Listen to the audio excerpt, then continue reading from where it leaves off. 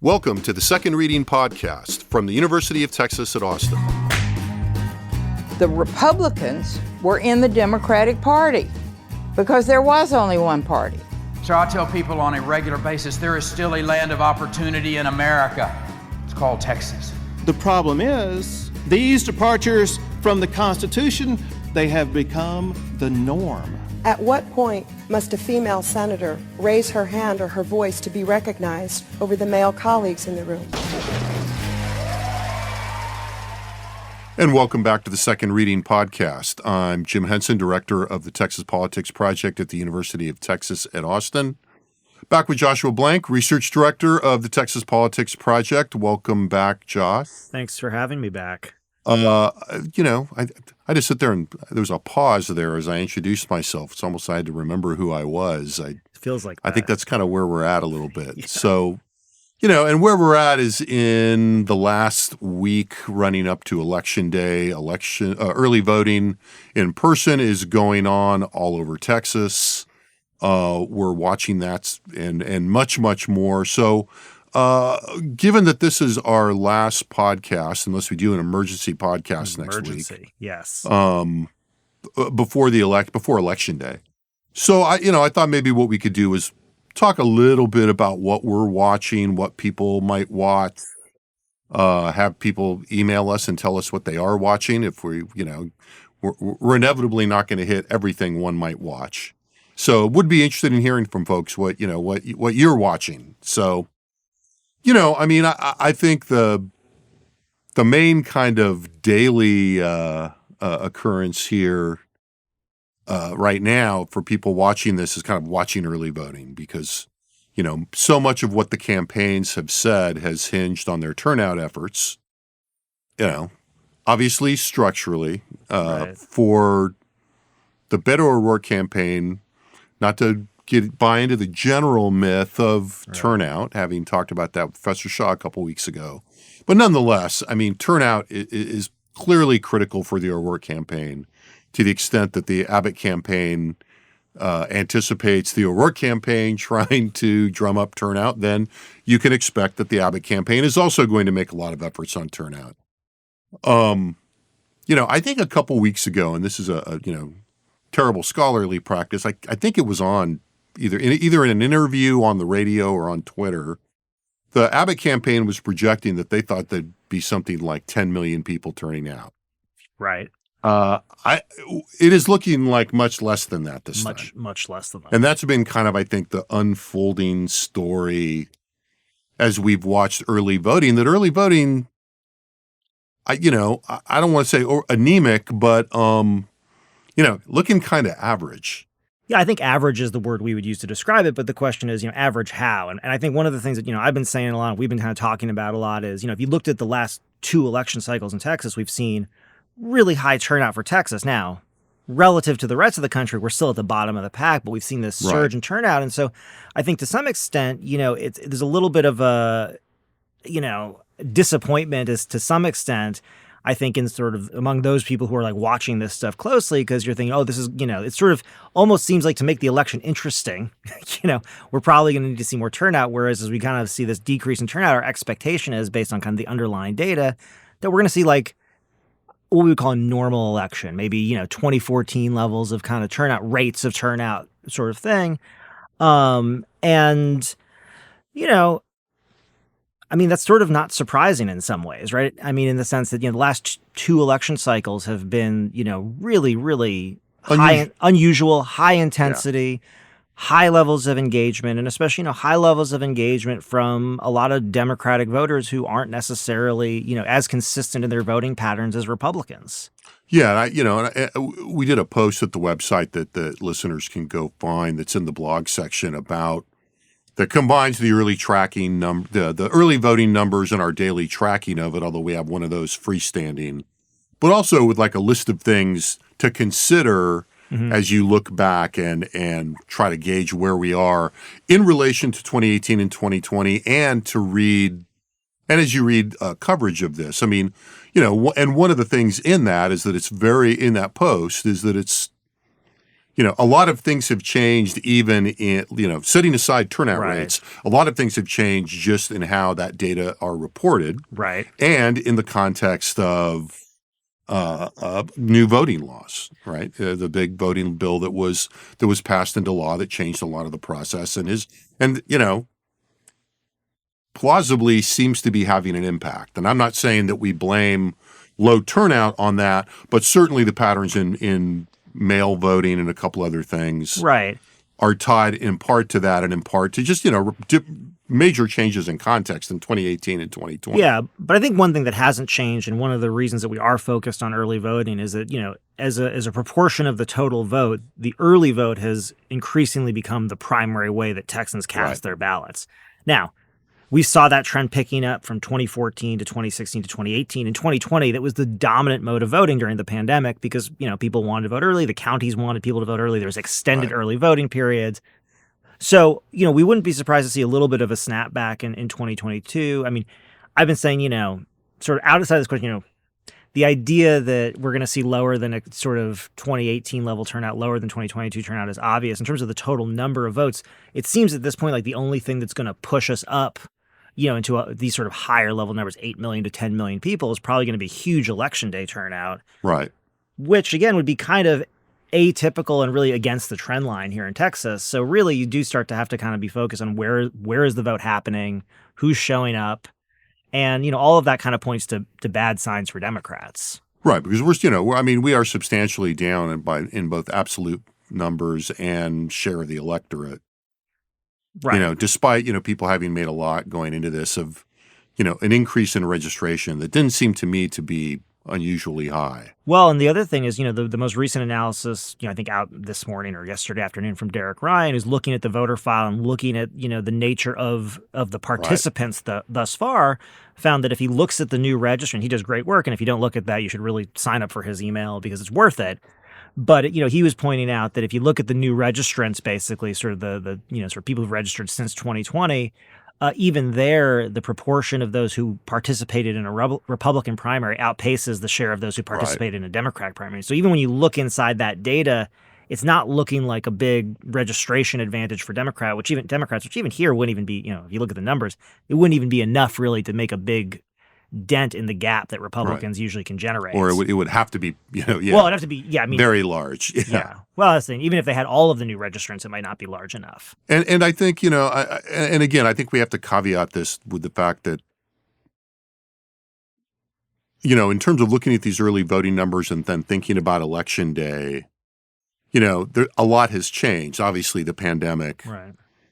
The rules, which some people may or may not be aware of or may not be impacting habits, but also the discussion of mail-in voting since 2020 and since then seems to have really driven, had an impact on mail-in voting, particularly looking at the partisan patterns that again, Derek Ryan and others have been talking about. Yeah, I mean, this is something people pointed out during the debate over the specific provisions around mail-in voting.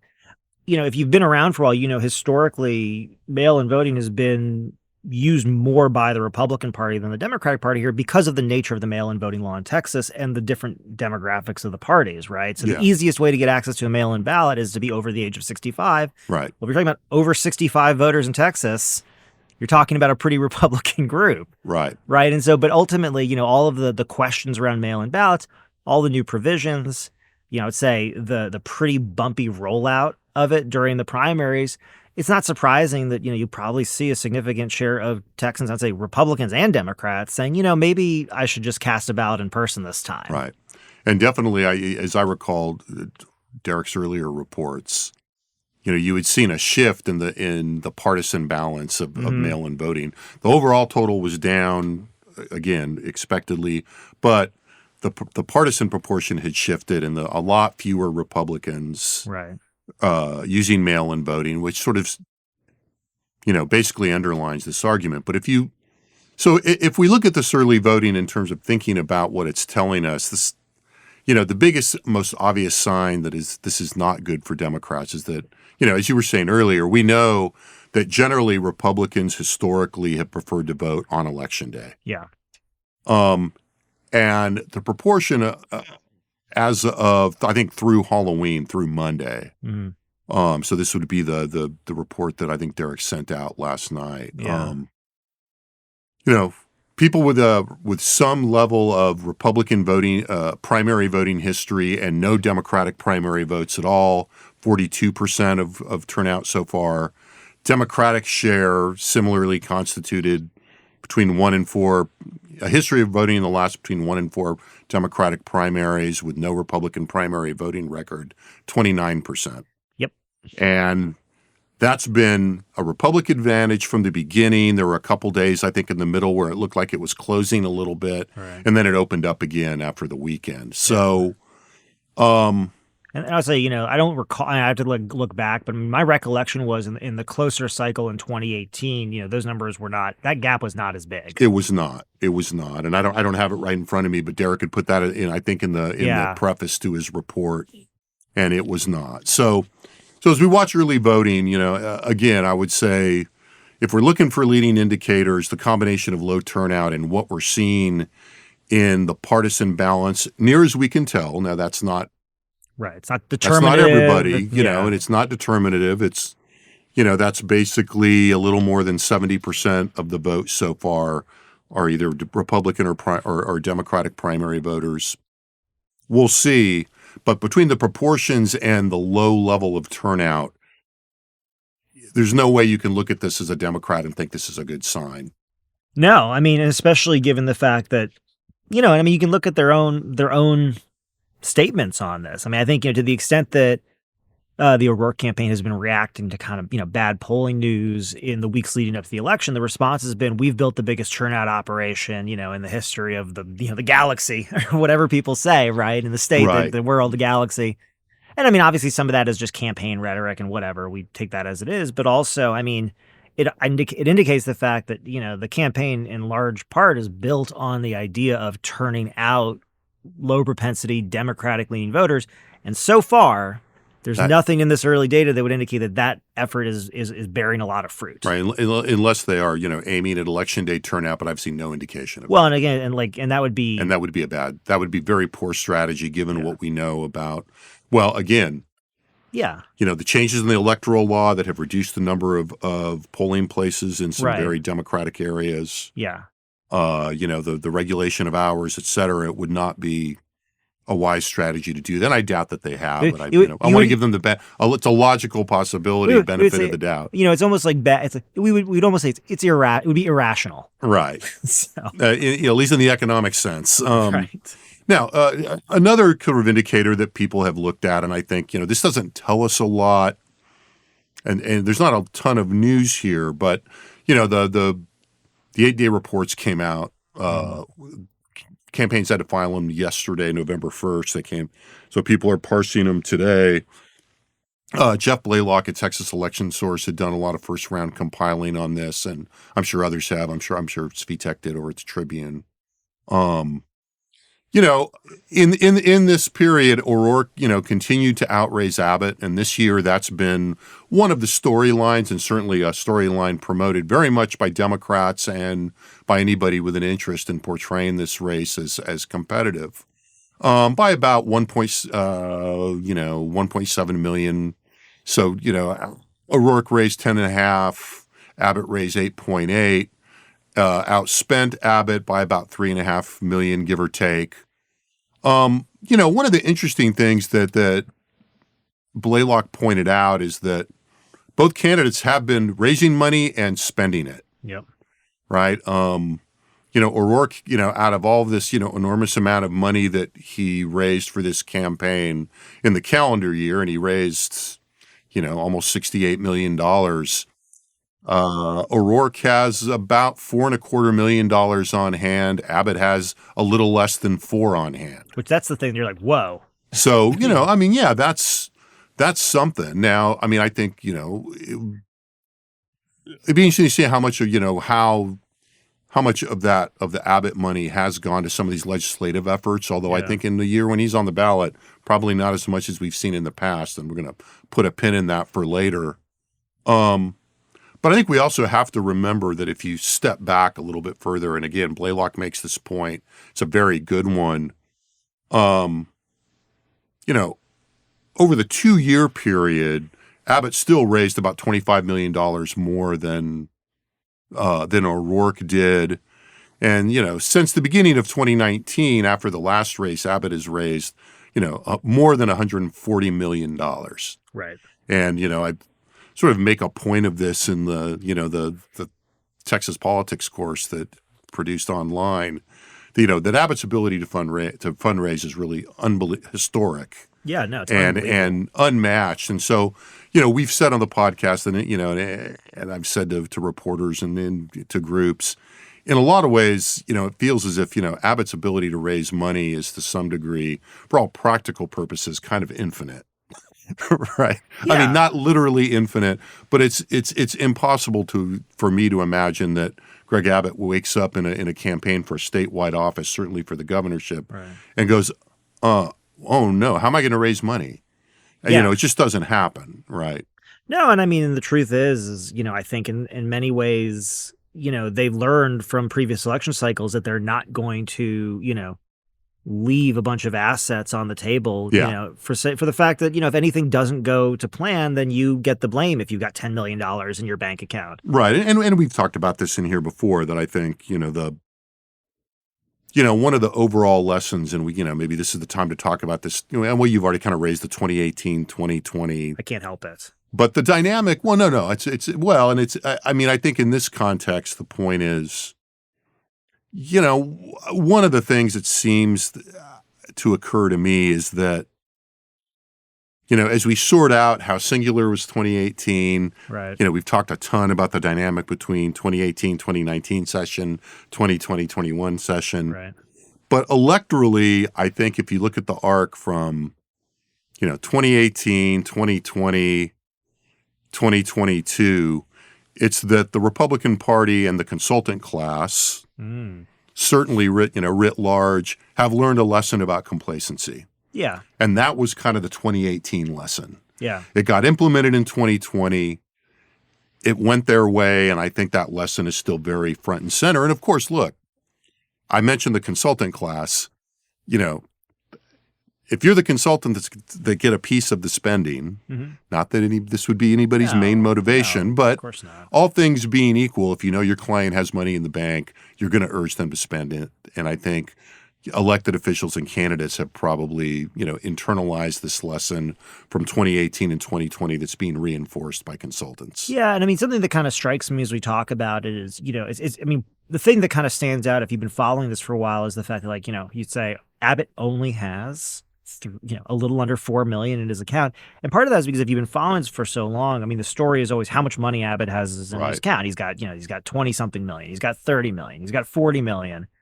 And I think one of the interesting things about that is, from a traditional kind of political science standpoint is, you'd say as an incumbent with a humongous war chest, as we call it, that should scare off challengers. It should scare off other politicians. The thing is that, I mean, you combine the 2 points, or these two, one point with the other, which is, one, he could probably go back and raise that money again, which is, astronomical and amazing, just from an outside perspective. But the other side of it also is, like, it didn't scare off anybody, right? He had a primary. He had, people spending money against him. It was significant. He has a significant challenger who's also raised a ton of money. So the idea that Abbott can just sit there with $20 or $30 million and that in and of itself can do some of the work is probably, that game is probably over. Yeah. And so given that, it becomes, okay, well, why are you raising this money? Well, you're raising this money to campaign and win. And so we're seeing that now, I think, and it's a little bit of a shift, just in the environment. Well, and that's, that brings us to maybe one final bit of this before we move on, or, thinking about, what we're looking at. Obviously everybody's reading tea leaves now. Yeah. So, in terms of this, it's kind of, right. Oh, there's, this is one example of that. Oh, Governor Abbott's spending all of his money. It must mean, does that mean that they're worried? Are they, I don't know the answer to that. I think the broader argument we're talking about is more plausible based on what we're seeing than, they feel some imminent, threat, out there. But, there's all these other things that we're watching. There's a big national conversation going on about this, about what how the campaigns are handling messaging and, what is now the cliche of the closing arguments. Right. Right. big story in the New York Times yesterday about, the early start of kind of criticism and discussion of whether, Democrats should be shifting gears, as some, and looking at evidence that some are in the past week, continuing a pivot that I think we've seen for a while away from the tighter focus on, abortion, democracy, the Republican Party being out of the mainstream, and a little bit more towards an economic argument and trying to,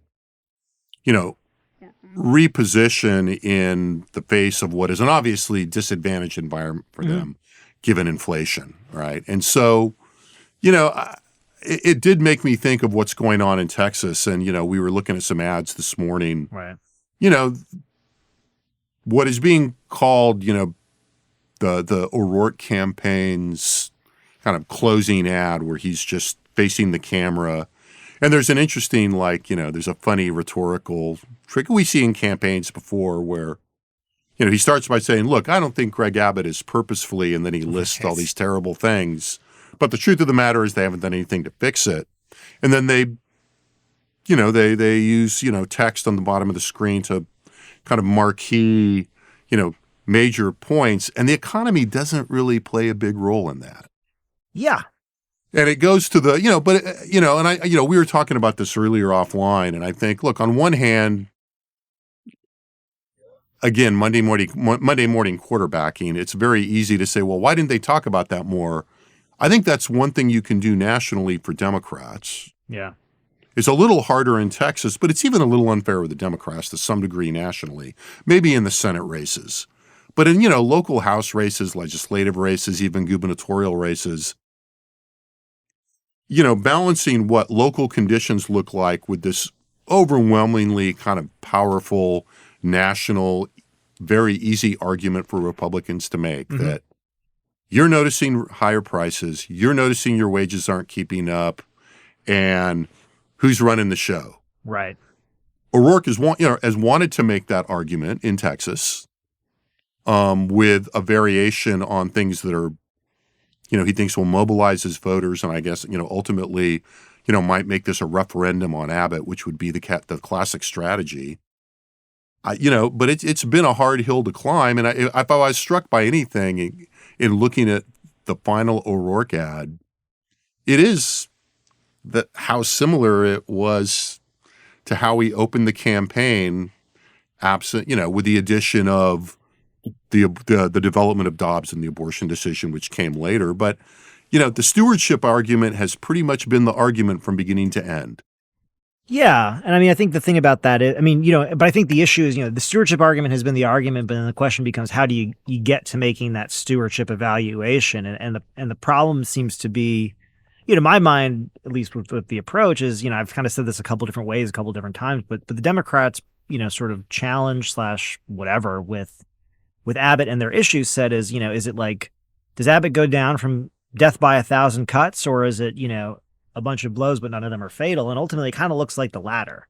You look that you're kind of stacking these different issues up that, truthfully activate, a lot of your voters who are already going to turn out and vote for you, but also, counter mobilize, a significant share of voters on the other side. Even on these issues where Democrats are in the majority in their issue position in the broader electorate, we're still talking about, 55% on their side. And then you start to cut that down. You take out all the Democrats, you take out all the people who don't vote, and you're talking about like a couple points in terms of people who may not even be mobilized enough by abortion on its own or on its own to turn out.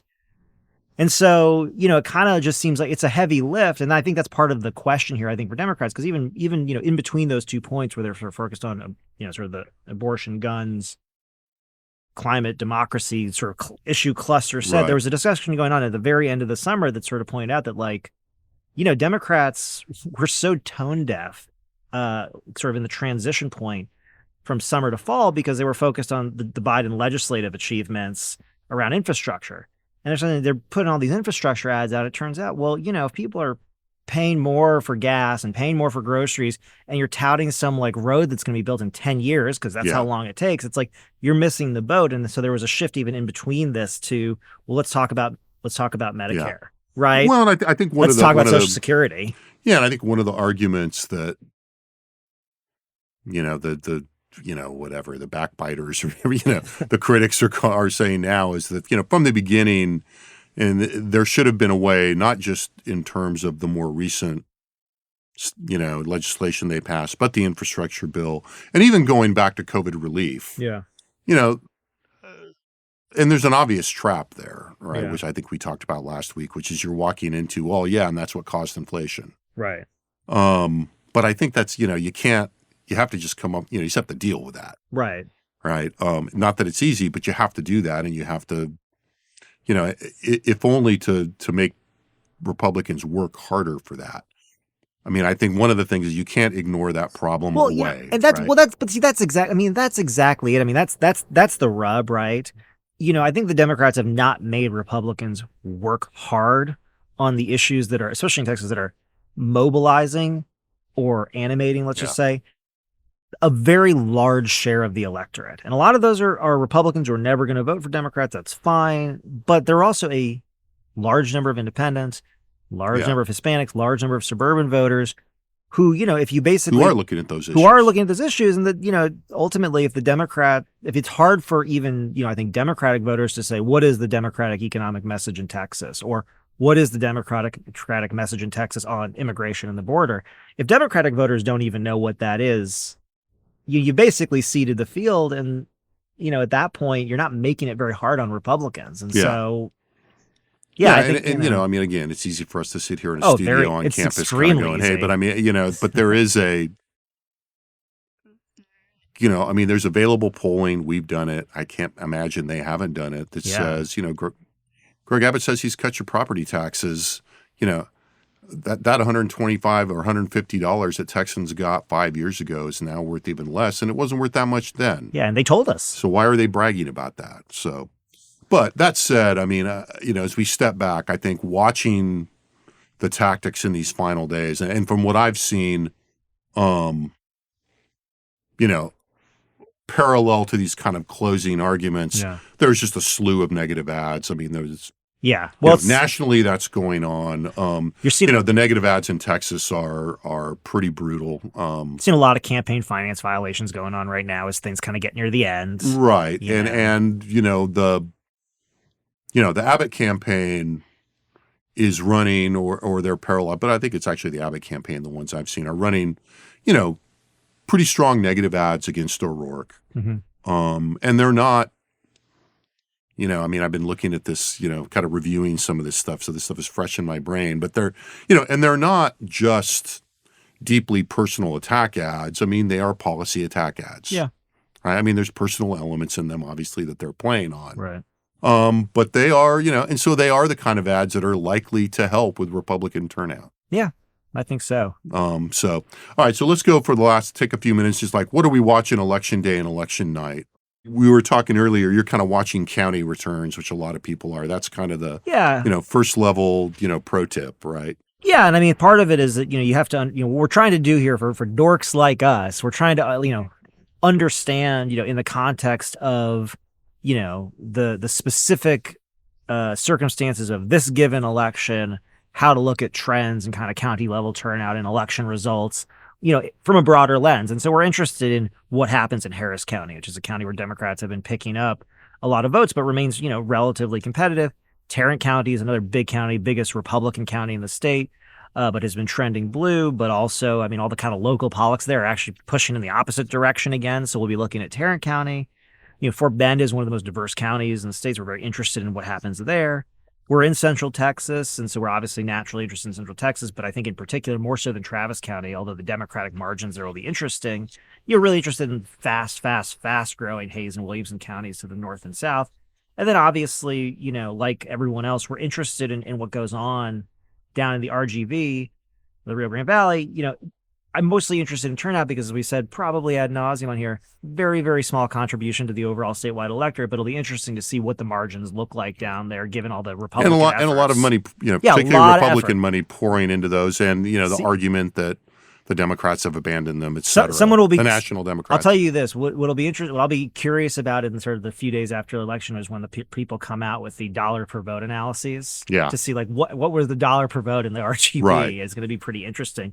And then I think we're also watching, a number of specific races too, right? Right. Now, I want to go back to the county numbers a little bit. Just, and again, to tie a couple of these points together, one of the biggest stories in 2018 in Texas was the Democratic sweep in Harris County, which put County Judge Lynn Hidalgo into that seat. That is a hotly contested race right now. She's had a very rough ride in that job, particularly in the last couple of years. And again, looking at the county levels that Derek Ryan put out, Democratic and Republican early vote, looking at those primary voters, is basically about even. Yep. 36.6% for Republicans, 36% are Democratic voters. That is not good news in a Democratic stronghold for O'Rourke, or I would say for any of those candidates. And then the other one that I think Derek pointed out in the email to his report that I think was very interesting, and you just mentioned Tarrant. One of the big stories also in Texas has been Fort Worth, Tarrant County becoming much more Democratic, Republican hegemony there being, strongly challenged by Democrats. Right now, the Republican primary, the vote history, the share that is Republican primary voters is about 12 points higher than the share that is Democratic primary. I'm voters. really, I think when we come back and look at what went on up around, Dallas, Fort Worth area, it's going to be really interesting to see whether, we think there might have been an impact from all kind of the school board action that's been going on up there. Right. Because that's been really used to mobilize Republican voters into the process. It's like, we'll see. Right. We'll see. It's one of those, I don't want to say, is it working? I don't know. But that's one of the things I think, if we're thinking about what has shifted in addition to this, all of the national environment and everything else, they'll be curious to see what the turnout and the drop off looks like and some of those kinds of things. And you were talking about specific races. Right. I mean, we're talking about, and we were talking about the Dallas area a little bit. Two of the races that people have been watching there were the races that have been close in the last couple cycles. Right. So 108, the incumbent is more, and they're both Republican seats. 108, the Morgan Myers seat. 112, Angie Chen Button. These were both like races that were decided in the hundreds of they were votes, and by a few hundred votes. I think the Chen Button race was like a couple hundred. Yeah, and even in redistricting, both seats are redistricted to be under +1 Republican. And part of it is, I would say, just There's only so much you can do up there. One other thing, the Dallas area probably saw some of the most creative redistricting. Right. In a lot of ways. So that's the other kind of piece, just generally kind of see what goes on up in Dallas, as it relates to kind of how that was all redistricted and what happened. But those are two very obviously close potential seats. Right. That's one of those things too, where you're kind of looking at those seats, not because I necessarily think that either of those candidates are going to lose, but if it looks like if the vote totals start coming in and you see those two looking comfortable, right, that's going to tell you something about other races probably. You wouldn't expect a lot of Democratic pickups if, they don't already have a cushion and if they're losing in these kind of closer seats. Right. These are races where, even when the early vote comes in, or when they count the mail-in ballots and that's the first thing they kind of roll out, that's not going to be that's not going to be determinative, but it's going to be an interesting thing to look at. Of course, in the Senate, the only real race, the Lucio, the seat vacated by Lucio the Elder. Right. Between, Morgan Lamontia and Adam Hinojosa, that's a 3.6 Democratic seat, but people have a real eye on that. Yep. That should be, given the position of, and, the prominence of the Lamontia family in Democratic politics in that district, in that region. But all indications are that race is close and that there is a little bit of Democratic grumbling and pushback, of course. You could say that about almost everything. Well, I think, the other thing is, when you're looking at these districts like that SD27, and then, there's another sort of, we're looking at HD74, Eddie Morales, as a +4.8 Democratic seat. These are the seats we said, look, these are quote unquote Democratic seats. But if this is a Republican election year, is a 4.8 cushion from the 2020 vote enough? Right. And that's kind of, again, one of these things we'll be looking at, right? Yeah, and I think that money wise, I didn't, I haven't looked in the latest report. Lamantia had an advantage in that, but not as much as I would have thought, at least the last time I saw, but we'll see with the most recent reports. A couple others, slightly more sleepers, although I think they've kind of moved onto the radar in the last few weeks as I talk to people and kind of get a sense of these things a little bit. HD 118, which is that very interesting, it's perpetually interesting district. South Bexar County, although it also, it's not, the bulk of the geography is in South Bexar, but it's one of those districts that's drawn around the outskirts of urban San Antonio, then comes up around on the north end with a skinny kind of hooked finger that gets that kind of more rural area kind of outside, on the outskirts of San Antonio, and then between, basically, it picks up a little bit of, I think, Shirts in that area up there. Exactly how you'd imagine a perfect representative system. It's a good gerrymandering, example. And that district has been drawn that way for a while. That wasn't drawn, I was thinking that maybe they had really altered that district and they changed it. And they cut out some of the South San Antonio more urban districts and added a little more of those non-urban, suburban, exurban areas on the north. And that's where the incumbent is John Lujan, but he's an incumbent. This is twice he's been an incumbent, but then had to run and to keep the seat after winning it in a special election. He's the incumbent. He's faced by Frank Ramirez, who he ran against in the special election.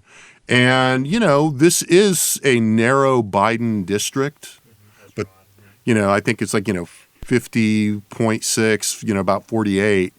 But this is one of those things, exactly what you're talking about, that if we start seeing, a big Republican tide, a lot of money has been poured into this race. But this is one of those, for those listening, it's a very interesting district. I mean, I love the history of this district. Lujan wins in a special election after Leo Pacheco resigns in 2021. Lujan had won a special election in 2016, then lost it to Pacheco in the general. And the way that it's redrawn does shave 11 points off of the previous district advantage if you look at the Trump Biden district. So that's going to be a very interesting one to watch. As a bellwether's too strong a word, but it's it's a pretty good plug of the watermelon. There we go. That's perfect. I was going to talk about where I learned that saying, and I'm not going to. HD, but it's an unlikely source, but nobody would know who it was. And then there's HD 70, which is in southwest Collin County. Another one that I think on the surface, this is a plus 11 district, but this is the former Sanford seat. Scott Sanford resigned his seat, or he retired. I guess he's just not running for re-election is what it is. And there's a Republican that I think has been getting a lot of love from the leadership, particularly the Speaker of the House's campaign efforts, Jamie Jolly, and she's been making a real run at that seat, opposed by Mahalia Plessa, the Democrat. And I think what happened is this was a plus 17 district, right. And this is a good teaching moment where, when you're in a tight area and you're trying to redraw districts and advantage your incumbents. When somebody resigns from a Republican district, it's kind of available for carving. And so, this went from a plus 17 Trump to a plus 11 Biden. Right, so all the adjacent Republican district representatives said, "Oh, I'll take a piece of that." And that, and that is one of these, one of the seats that would be on this list and that we'd have a lot more interest in, which is the Leach district. Which we now have. Leach, very close, but that district is now much more Republican and provides much more of a buffer for Chairman Leach. But nonetheless, it's an open. I think Republicans still see this as an open seat. So why not? They fielded a good candidate. Let's put some money into it. Roll the dice, see what happens. And they've been active and very active in Collin County for a long time. Exactly. So why not? And then of course we're watching Austin, right? I mean, as you said, I think you mentioned that where we've got a mayor's race that's. interesting to Texas legislative people. We've got two It's probably interesting to a fair number of people who listen to this podcast. Yeah, right. Where you've got a former state senator and former mayor, former dean of the hobby school, Kirk Watson, running against Celia Israel. Former state legislator, pretty much resigned to run this race. Of course, people in Austin, in the way that we're Austinites, likely to see this as, very representative of the different factions inside the Democratic Party and culturally in Austin. I think one can go a little too far with that, but there's something to that. So that race getting a lot of attention. And then we've got, some city council races that are happening after the redistricting that you single-handedly did. Oh, single-handedly is a strong word. I was just one member on a very illustrious commission of people who did a lot more work than me. You were a good soldier. I tried. But we have 5 of the 10 council members are up for election or up for re-election or election. Most of them are open, actually. So that'll be and multiple candidates in a lot of those. Yeah, races. multiple candidates. It's gonna be a lot of runoffs. I mean, it's just gonna be interesting to see what happens. Given I just think in the city, like all the cities in Texas, facing serious housing, transportation, cost of living issues. So it's obviously interesting races. You already mentioned the Harris County judge race. We'll be following pretty closely to see what goes on there.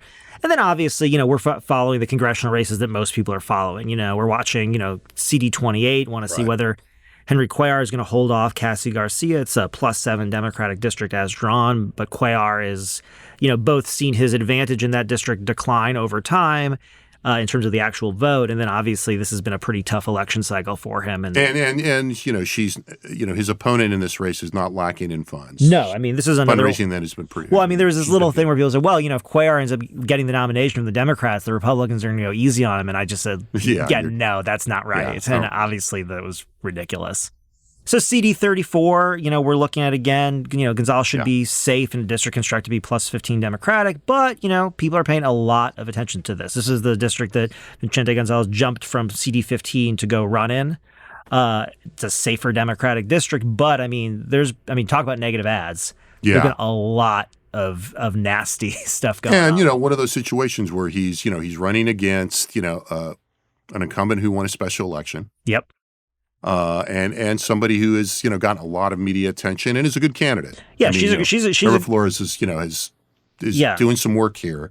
I would be shocked if we don't see her again, whether or not she holds on to that seat the way that she's been running kind of that campaign and kind of stepping into that role here in Texas. But of all these districts in a lot of ways, the Cuellar district is inherently interesting because of Henry Cuellar's sort of unique position in the party in Texas, et cetera, and he's old hand in Texas politics.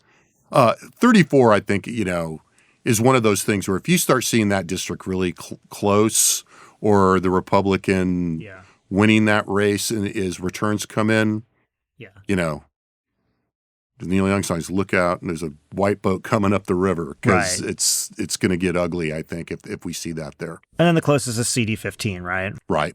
And that's, also a race where, a lot of money has been poured into that. It's redistricted from a 1.9 Democratic district to a 2.0 Republican. So not a, not a shoe-in by any, but this is I think this is one of the districts where the National Democratic Party pulled out, which is not talk about reading tea leaves. Yeah. That's, not a great sign for what people were seeing in the fundamentals there. And, again, I think it's fair to think about that rippling through, the other open seat in 34. Yeah. I think one last thing I'll mention before we get out, and we've run long, but so it goes, is the election ran long, my friend. Yeah, this has been going on for a long time. What are we supposed to do?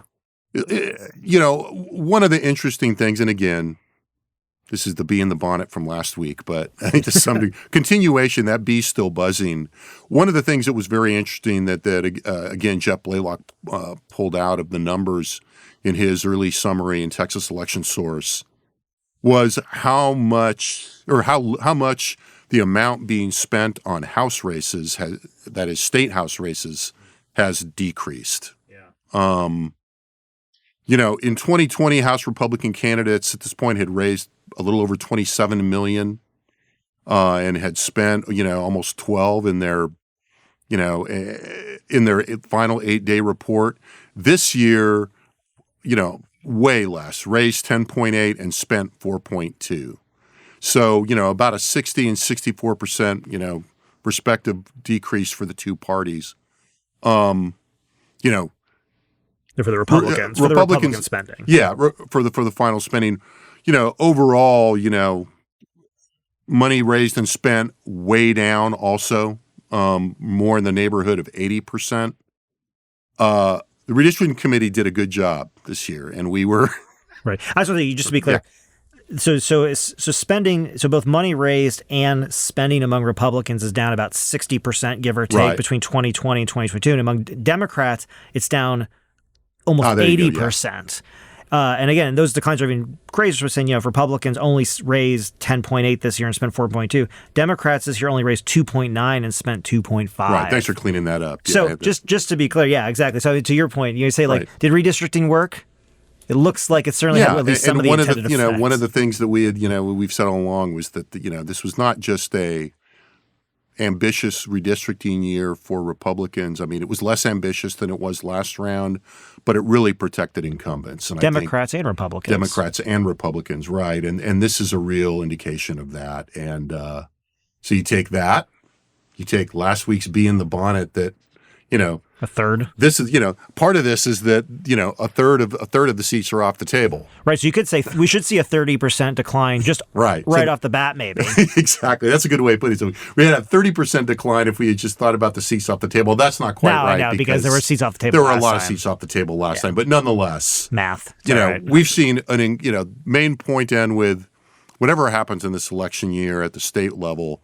In legislative races, we've seen an unbelievable decrease in political competition. Mm-hmm. And I just, that is just not a sign of good health, I would say.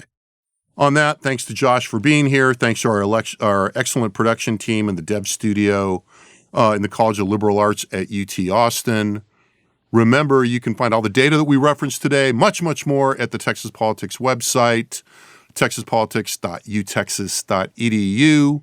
So thank you for listening again, and we'll be back soon with another Second Reading podcast after the election. The Second Reading podcast is a production of the Texas Politics Project at the University of Texas at Austin.